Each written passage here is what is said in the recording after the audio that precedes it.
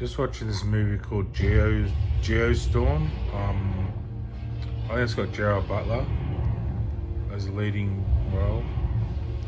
And I was just looking at these space stations and that, and I'll just pause it so it's not copyright. Don't know why it's copyright. I'm not claiming it's mine. It's just I'm using an example to illustrate my post. But anyway, so these sort of space station satellites. I know it's the best they can do on Earth. This is kind of what they're like anyway. But they try and work them out so they got some kind of gravitational pull or something. Or I'm not sure. I don't.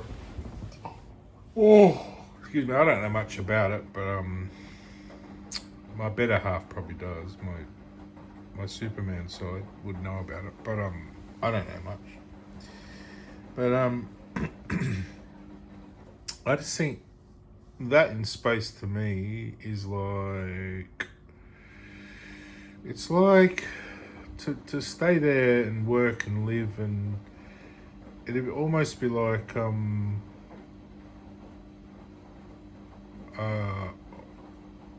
like trying to live inside of your car or something. You know, it's like or living in a car wash or something. You know. It's this little machine that you're sort of trapped inside of, and there's no quality of life. There's no. I suppose it represents the life on Earth in a way. We're all trapped inside our houses, staring at machines. It's someone's dream out there, and it's not mine. It's this geeky sort of dream that we're all just these sort of computer console operators. And look, it might be limited to some person's scope, the human scope, but my scope is more. I like to think more comfort and style and excuse me. It might have been sort of my history in the previous lives of being sort of more of a sophisticated sort of fashionista, sort of gent model kind of musician, doing all sorts of things, you know, that I have that feeling like I don't want to live in a machine, like I don't want to be a dishwasher operator all day and night. I want to sit back with my cigar and my cup of whiskey or whatever and sit and watch a good film and or whatever, you know, or sit out in the garden or play with some animals or sit and hold my wife's hand, play with my children, whatever, you know. Other people just want to have, you know, sex orgies. I don't think like that. I'm more like happy family, you know, romantic evenings. We can do all that, you know, but not all the time. And you know, I just think the design these people come up with. You got these narrow passageways. You got these things that sort of open and close. I like doorways and you know, airlocks, and people are scared of space. They don't know what it is. So sort of design these things to trap themselves inside. I think more like let's open up space and see what it is, and it's space. So let's put something there that's nice. You know, like in your house, what do? Do you just sit behind and wire yourself into a machine, or do you try and make your house comfortable, put in nice things, pretty stuff to look at, stuff to do, get some activities, you know. Space is space. It's not a thing. It's room to move. It's why not fill the planet out there? Why not put the atmosphere out there? Why not extend Earth? Why not put water out there? People say, oh, well then it's just Earth, but what if it changes out there and does something? What if you make waterfalls and they spin around and come back to Earth and you create these sort of rainfall waterfalls or something interesting? But honestly, there's so much scope we're just not looking into because the money crushes us down. We're living on $400 a week and I can buy food and a bit of petrol and that's it. And what can I do with that? Sit at home, watch YouTube. How's that productive? Someone like me who has all this, you know, prospects and all this potential,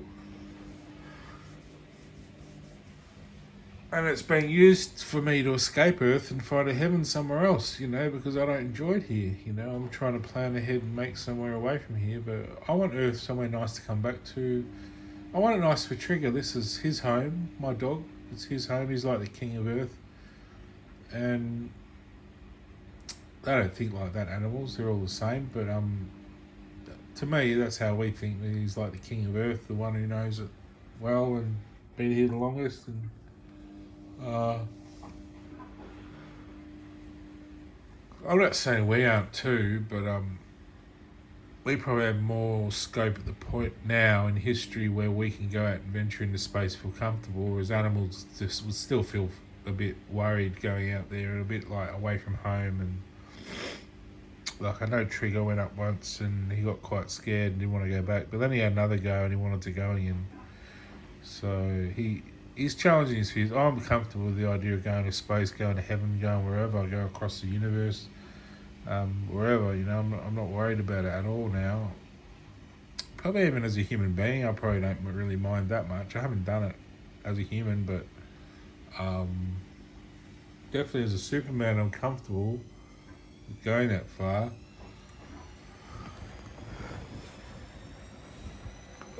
Sorry, I'm yawning. It's pretty late. But yeah, just the design, you look at it as it's going along.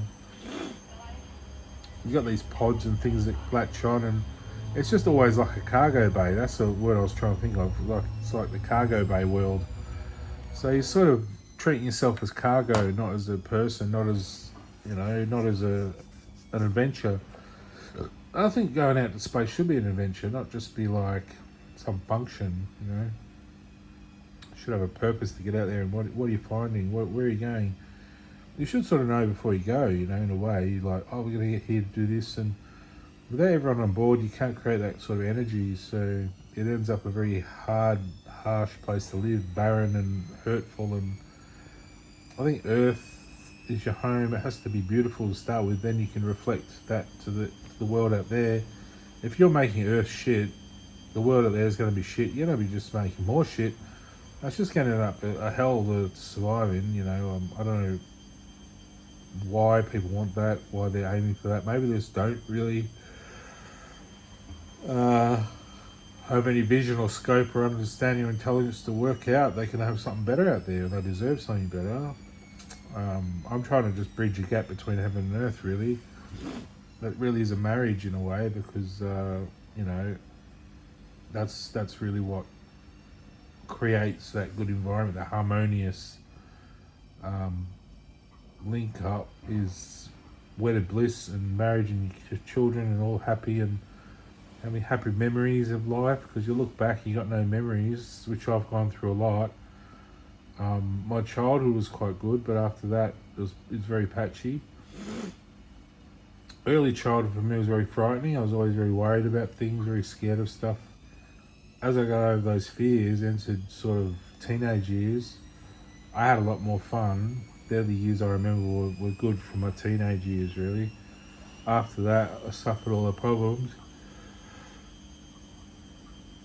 Well, it's only gotten better the last few years, but still then, entering this other problem where you're not just getting back to where you were, you're almost challenging the actual systems in place that govern the world, which I find are corrupt. So how can I keep going back to where I should be, which is space now, as sort of a Buzz Lightyear, Superman Buzz Lightyear kind of person, if the world I'm expecting isn't welcoming to me, Sorry, I'm doing my washing. So how can I get to that point? I'm stuck here just staring at dreaming still. I've already dreamt the dream. I've dreamt it all. I've done it all. I should be living it now. It's just the money's not working. So I'm living on 400, suffering, getting fat, sitting at home, just eating crap. And I made a beautiful meal tonight. I found a leftover bag of salad. It was a little bit off because it was a cheap bag, the discounted ones. So it was a little bit sort of gone a bit wet, It gets that little bit of a smell. So I gave it a washed the smell off, but it was still a bit soggy, a bit wet. So I've done some baked pumpkin and potato.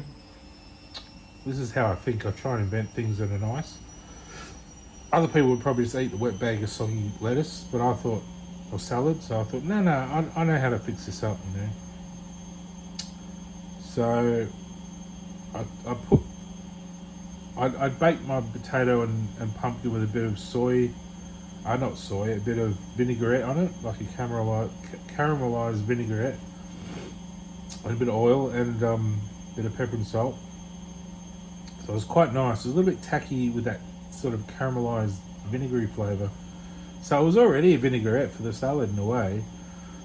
And so that was nice. I drizzled on the vinaigrette that was in the bottom of the pan, the baking pan. I did it in my air fryer. Then I added my salad, I added the cream, because it was a salad mix, a Mexican salad mix. I had cheese, so I put the cheese in with the potatoes and the pumpkin. Added the salad, added the cream that was with it, like a mayonnaise-y sort of tart sort of mayonnaise. Added a bit of sour cream to give it a bit more creaminess. And then I put in half a tin of kidney beans, those red kidney beans. So it was like a Mexican salad mix toss. I went on camp once. We had this bucket where they just put all the scrap food and they ate out of the bucket. It was just they called it a funny name, like rubbish bin food or something. It had a funny name. It was like a bit gross, but it was nice to eat. Yeah, you could do it with like your dessert, chuck all your cake and everything at the end, or have like meat and salad. I can't remember, the group was something like Outdoors Inc. or something, and they did these funny bucket meals, and that's what I had tonight. My little tin thing there. Oh my god, it was nice. It didn't taste bad. It didn't taste soggy or anything. It was quite crisp. So you get a few little crisp lettuce pieces, and the other bits sort of blend in with the sauce. So the sauce wasn't too strong. It was just nice. It wasn't too much. And yeah, it was just a good way to use up a bag of salad. So that's how I like to think, you know, using up your resources in a good way. My house is a freaking mess at the moment. There's stuff everywhere. I'm trying to tidy up the backyard. But, I've got stuff there. The mice are up there now, so it was a bit cold outside, so put them back in the cage. I had them up in the box, and one of them got out. I'm looking everywhere. It was on the table, luckily. He's got the knack now of climbing down things. The other one can't do it, but this little brown one can. But anyway, you see what I mean? How they're not homely. If you're going to go in space for a long time, you want it to be a home, you know, comfortable. You even want plants up there, you know, a garden, or you want room to move, to breathe. I just wish the world would see that we need the funding to get that kind of attitude out there, that we should be enjoying life, not suffering through it all. That's all I'm trying to say, and that's everyone, you know. It's not, oh, you know, you can't go to heaven because you're black, or you're Asian, or you're white, or whatever. It's, are you good enough? Are you a good person? Are you good enough to go to space? You're going to be a pretty exceptional person to go to space, I'll tell you that much. And I think another 1,000 years, if we're not all like that, it's going to be a pretty miserable time if not everyone's caught up. So I'm about 1,000 years ahead. I'm just starting now doing stuff.